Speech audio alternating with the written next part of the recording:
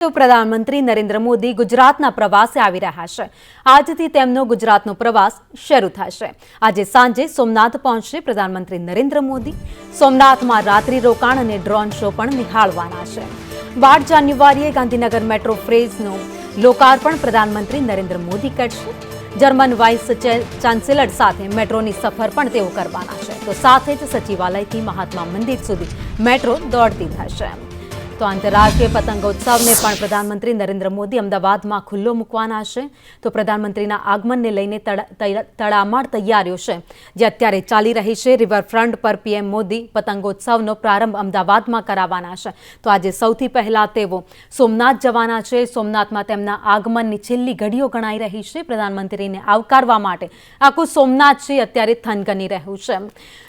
તો અલગ અલગ દ્રશ્યો તમે જોઈ રહ્યા છો, જ્યાં પ્રધાનમંત્રીના આગમનને લઈ તૈયારીઓ અત્યારે શરૂ થઈ ગઈ છે। એક તરફ આ દ્રશ્યો છે જ્યાં પ્રધાનમંત્રી મેટ્રોનું ફેઝ 2નું ઉદ્ઘાટન કરવાના છે। મેટ્રો તૈયાર થઈ ગઈ છે, જે પ્રધાનમંત્રીના હસ્તે તેનું ઉદ્ઘાટન થશે। ત્યારબાદ તેમનો કાફલો જ્યાં આવશે તેનું પણ રિહર્સલ કરવામાં આવી રહેશે। આ સાથે જ તો પતંગોત્સવનું પણ તેઓ પ્રારંભ કરાવવાના છે। અમદાવાદના રિવરફ્રન્ટ ખાતે પતંગોત્સવનો પ્રારંભ થશે, જેમાં દેશ વિદેશથી આવનારા લોકો ભાગ લેશે। તો પ્રથમ જ્યોતિર્લિંગ સોમનાથ મહાદેવના સાનિધ્યમાં યોજાઈ રહેલા સોમનાથ સ્વાભિમાન પર્વમાં પ્રધાનમંત્રી ભાગ લેવા માટે આવી રહ્યા છે।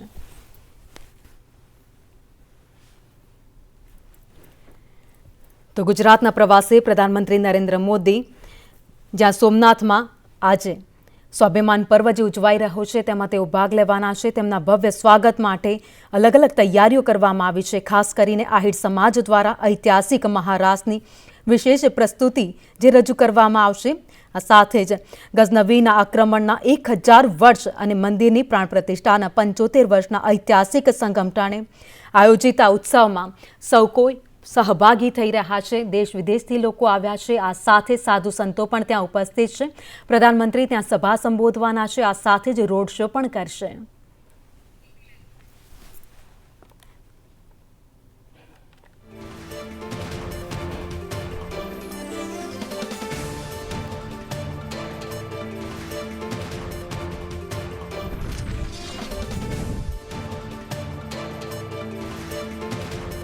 પ્રધાનમંત્રી 3 દિવસના ગુજરાતના પ્રવાસે છે। અલગ અલગ કાર્યક્રમોમાં તેઓ હાજરી આપવાના છે। ત્યારે સીધા જઈએ સોમનાથ, જ્યાં અમારા સંવાદદાતા રાકેશ પરડવા મારી સાથે જોડાઈ ગયા છે। ગાંધીનગરથી હિરેન રાવલ અને અમદાવાદથી નિર્મલ દવે મારી સાથે જોડાઈ ગયા છે।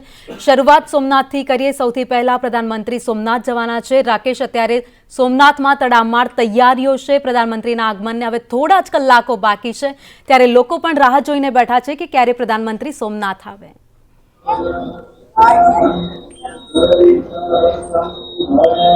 જરૂરથી હવે પ્રધાનમંત્રીના આગમનની આમ કહીએ તો ઘડીઓ ગણાઈ રહી છે। આજે સાંજે નરેન્દ્રભાઈ મોદી હવાઈ માર્ગે રાજકોટથી સોમનાથ હેલિપેડ ખાતે આવી પહોંચશે અને ત્યાંથી સોમનાથ મંદિર જશે। સોમનાથ સર્કિટ હાઉસ ખાતે તેમનું રોકાણ છે, જ્યાં સોમનાથ સર્કિટ હાઉસ ખાતે સોમનાથ મંદિર ટ્રસ્ટની બોર્ડ મિટિંગ મળનાર છે અને આ બોર્ડ મિટિંગમાં હાજરી આપશે। ત્યારબાદ નરેન્દ્રભાઈ છે તે સોમનાથ મંદિર ખાતે આવશે, ત્યાં ભગવાન સોમનાથના દર્શન કરશે અને સોમનાથ ખાતે આજે સ્વાભિમાન પર્વનો દ્વિદિવસીય ઉત્સવ ચાલી રહ્યો છે, ત્યારે વિવિધ સાંસ્કૃતિક કાર્યક્રમો ચાલી રહ્યા છે। આજે જ્યારે પ્રધાનમંત્રી સોમનાથ ખાતે પહોંચશે ત્યારે સાંજે 3000 ડ્રોન દ્વારા જે અવકાશમાં સોમનાથની ગાથા દર્શાવતો એક વિશેષ શો રજૂ થનાર છે, જે નરેન્દ્રભાઈ મોદી નિહાળશે। એટલે કહી શકાય કે અનેક રંગારંગ કાર્યક્રમો હાલ ચાલી રહ્યા છે। આવતીકાલની વાત કરીએ તો આવતીકાલે સવારે 9:45 કલાકે નરેન્દ્રભાઈ મોદી સોમનાથ સંઘ સર્કલથી એક શૌર્યયાત્રાના નામે રોડ શોનું આયોજન કરવામાં આવેલું છે અને આ રોડ શો યોજશે, જેમાં એક ભારત શ્રેષ્ઠ ભારતની થીમ ઉપર અલગ અલગ 20 જેટલા ટેબલો ગોઠવવામાં આવ્યા છે।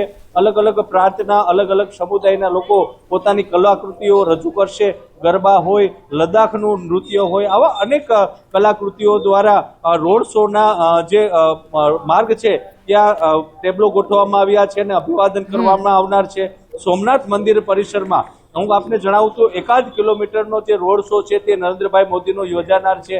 આ જે સંઘ સર્કલથી હમીરજી સર્કલ સુધી રોડ શો પૂર્ણ થશે ત્યારબાદ સોમનાથ મંદિર પરિસરમાં નરેન્દ્રભાઈ મોદી પ્રવેશ કરશે, જ્યાં આહિર સમાજની જે બહેનો છે તે પરંપરાગત પરિધાન સાથે મહારાસ રજૂ કરી અને નરેન્દ્રભાઈ મોદીનું અદકેરું સ્વાગત અભિવાદન કરશે। સોમનાથ મહાદેવ મંદિર ખાતે નરેન્દ્રભાઈ મોદી અનેક પૂજા વિધિઓ કરનાર છે, મહાઅભિષેક કરનાર છે અને સોમનાથ મહાદેવની પૂજા અર્ચના કર્યા બાદ એક શૌર્ય સભાનું પણ આયોજન કરવામાં આવ્યું છે। સદભાવના ગ્રાઉન્ડ ખાતે આ શૌર્ય સભાને નરેન્દ્રભાઈ મોદી સંબોધન કરશે। અંદાજે 1 લાખથી વધુ માનવ મેદની આ શૌર્ય સભામાં ઉપસ્થિત રહેનાર છે અને નરેન્દ્રભાઈ મોદી આ શૌર્ય સભાને સંબોધન કરશે। એટલે કહી શકાય કે નરેન્દ્રભાઈ મોદીના આજે અને આવતીકાલના કાર્યક્રમો લઈને તડામાર તૈયારીઓ ચાલી રહી છે અને ચુસ્ત પોલીસ બંદોબસ્ત કહીએ તો સોમનાથને જડબે સલાક અભેદ કિલ્લામાં ફેરવી દેવામાં આવ્યો છે। જી રાકેશ, અમારા સાથે જોડાયેલા રહેજો, આગળ પણ આપણા પાસેથી અપડેટ લેતા રહીશું। અને નિર્મલ દવે અમદાવાદથી અમારી સાથે જોડાઈ ગયા છે। નિર્મલ, અમદાવાદમાં પ્રધાનમંત્રીનું જ્યારે આગમન થશે ત્યારે અલગ અલગ કાર્યક્રમો કરવામાં આવશે, આ સાથે જ અત્યારે રિવરફ્રન્ટ પર કેવી તૈયારીઓ અને પતંગોત્સવનો પણ પ્રારંભ તેઓ કરાવવાના છે? પ્રધાનમંત્રી મોદી અને જર્મની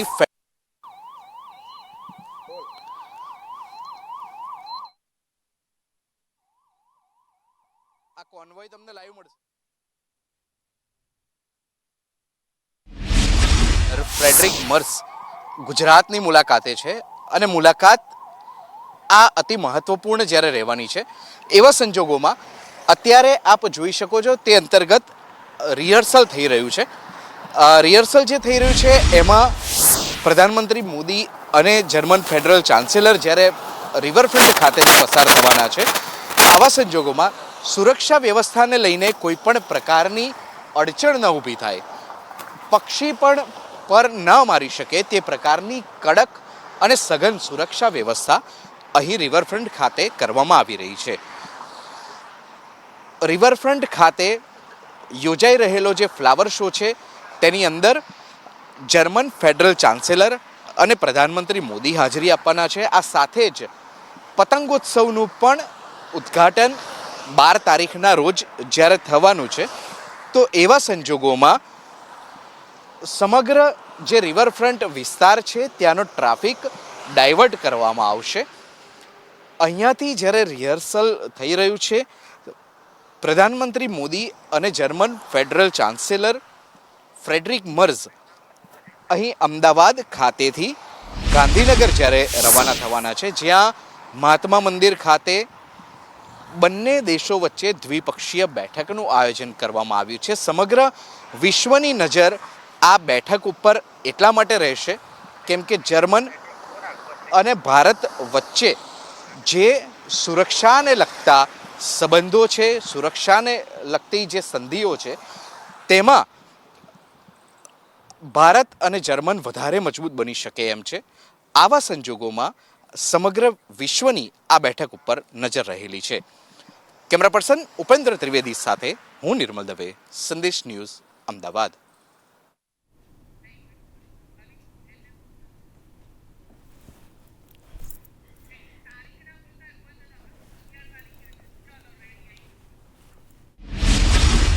અને સીધા જઈએ ગાંધીનગર, જ્યાં સંવાદદાતા હિરેન રાવલ અમારી સાથે જોડાઈ ગયા છે। હિરેન, પ્રધાનમંત્રીના આગમનની તૈયારીઓ ગાંધીનગરમાં પણ જોવા મળી રહી છે, આવકારવા લોકો આતુર છે, આ સાથે જ ગાંધીનગરની સુવિધાઓમાં પણ પ્રધાનમંત્રી આવતાની સાથે જ વધારો થશે। ઓવરઓલ 3 દિવસની પ્રધાનમંત્રીની ગુજરાત મુલાકાતનો આજે પહેલો દિવસ છે અને લગભગ સાંજે 5 વાગ્યા આસપાસ પ્રધાનમંત્રી ગુજરાત એટલે કે રાજકોટ પહોંચશે। રાજકોટથી સીધા તેઓ સોમનાથ અને આવતીકાલે રાજકોટના કાર્યક્રમો પૂરા કરી ગાંધીનગર ખાતે પહોંચવાના છે। ગાંધીનગરમાં મેટ્રો ફેઝ 2 કે જે ગાંધીનગર અને અમદાવાદને જોડતું આખું જે મેટ્રોનો રૂટ હતો એ બંને ફેઝની કામગીરી પૂર્ણ થઈ ચૂકી છે અને છેલ્લું જે સ્ટેશન છે મહાત્મા મંદિર સ્ટેશન ફેઝ 2નું, એ ફેઝ 2ના મહાત્મા મંદિર સ્ટેશન પર પ્રધાનમંત્રી મુલાકાત લેશે, ત્યાં પહોંચશે। આ દ્રશ્યો પણ આપણે મહાત્મા મંદિર સ્ટેશનના જોઈ શકાય છે કે ત્યાંથી લીલી ઝંડી આપી ફેઝ 2ના જે છેલ્લા 4 સ્ટેશનો છે કે જે સચિવાલયથી મહાત્મા મંદિરને જોડતો આ રૂટ છે એ રૂટની પણ ખુલ્લો મૂકવામાં આવશે. પ્રધાનમંત્રી લીલી ઝંડી બતાવશે. સાથે જ અહીંયાથી સીધા પ્રધાનમંત્રી છે એ રાજભવન ખાતે રાત્રિ રોકાણ પર જશે. વિશેષતા એ છે કે આ મહાત્મા મંદિર સ્ટેશનને બિલકુલ અડીને અડધા કિલોમીટરની અંદર જ ગાંધીનગરનું કેપિટલ રેલવે સ્ટેશન પણ આવેલું છે અને એ કેપિટલ રેલવે સ્ટેશન પર જવા માટે એસ્કેલેટરની વિશેષ વ્યવસ્થા કરવામાં આવી છે. કોઈએ ચાલીને ન જવું પડે એટલા માટે ડોમ સ્વરૂપે ત્યાં એસ્કેલેટર લગાવવામાં આવ્યા છે અને ત્યાં પણ લોકો ત્યાં જઈ શકે સરળતાથી ટ્રેન પકડવા માટે એ પ્રકારની સુવિધા કરવામાં આવી છે. અને આ મેટ્રો સ્ટેશનના લોકાર્પણ સાથે જ ગાંધીનગરમાં અક્ષરધામ, સેક્ટર 24, જૂના સચિવાલય અને નવા સચિવાલયને જોડતો આખો રૂટ છે એ શરૂ થશે. એટલે ગુજરાતની જે સૌથી પહેલી મેટ્રો ટ્રેનની જે કલ્પના હતી ફેઝ 1 અને ફેઝ 2, આ બંને ફેઝ છે તે આવતીકાલે આ લોકાર્પણ સાથે એનું કામ પૂરું થશે એ પ્રકારે ગણવામાં આવશે. એના પછીના અન્ય રૂટ હશે તો એ જોડવામાં આવશે. એ સિવાય પરમ દિવસે એટલે કે સોમવારના દિવસ પણ મહત્ત્વનો ગુજરાત માટે અને સમગ્ર વિશ્વની નજર ગાંધીનગરના એ મહાત્મા મંદિર ખાતે રહેશે કે જે એ ડોમ બનાવવામાં આવેલો છે. મહાત્મા મંદિર સાથે જર્મન ચાન્સેલર અને પ્રધાનમંત્રી સાથે એક ડેલિગેશનની મિટિંગ પણ છે. એ મિટિંગ પછી દ્વિપક્ષીય વાર્તા અને એના પછી જોઈન્ટ સ્ટેટમેન્ટ છે તે આપવામાં આવશે. મહત્વનું છે કે એક તરફ ટ્રમ્પની જે નીતિ છે એ ટ્રમ્પની નીતિ સામે એક હત્તું શાસન ટ્રમ્પ ચલાવવા માગે છે તો એના સામે જર્મન ચાન્સેલરની પ્રધાનમંત્રી સાથે મુલાકાત અને જર્મન સાથેના ભારતના વેપારો, સંરક્ષણ, સાયન્સ અને આ તમામ બાબતો છે એ બાબતો પણ એની અંદર આવરી લેવામાં આવી છે. એટલે જોઈન્ટ સ્ટેટમેન્ટ ઉપર પણ આધાર રહેશે. અને એક તરફ અમેરિકા આપખુદશાહી ચલાવી રહ્યું છે એ સ્થિતિ વચ્ચે પ્રધાનમંત્રીની અને આ જર્મન ચાન્સેલરની મુલાકાત આંતરરાષ્ટ્રીય સ્તરે પણ મહત્વની ગણવામાં આવી રહી છે. અને એ કાર્યક્રમ પૂરો થતાની સાથે જ બપોરે 2 વાગે પ્રધાનમંત્રી દિલ્હી માટે રવાના થશે. રાકેશ, નિર્મલ અને હિરેન, આપ ત્રણેય અમારી સાથે જોડાયા, આપનો આભાર. તો પ્રધાનમંત્રી નરેન્દ્ર મોદીની આ ગુજરાત મુલાકાત ઘણી જ ખાસ રહેવાની છે.